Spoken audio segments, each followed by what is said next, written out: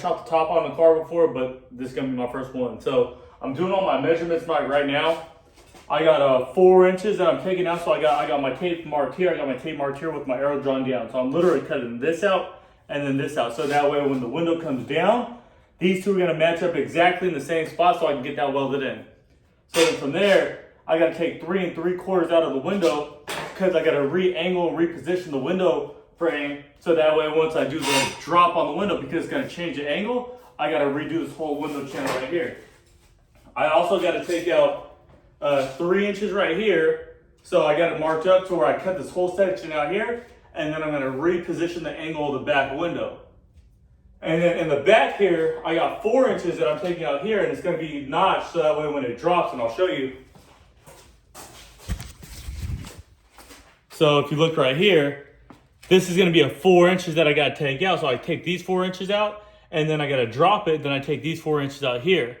And then from here, I'm gonna cut all around the window in the back all the way around, and it's gonna come up all the way at the top of the window, and I cut this whole window out. Because if you look at the back of this car, you'll see how it has a slant and it comes down and then it curves back down that way.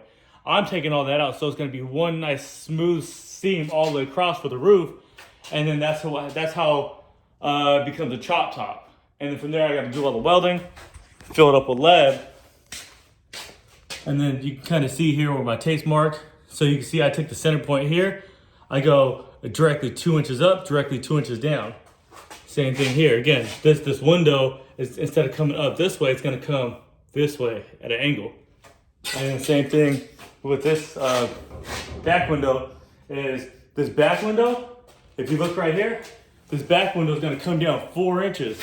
So the back of my window is literally gonna be, instead of right here, for the bottom of it, it's gonna be about right here. That's how big my back window is. So you can see how much I'm actually gonna be cutting out.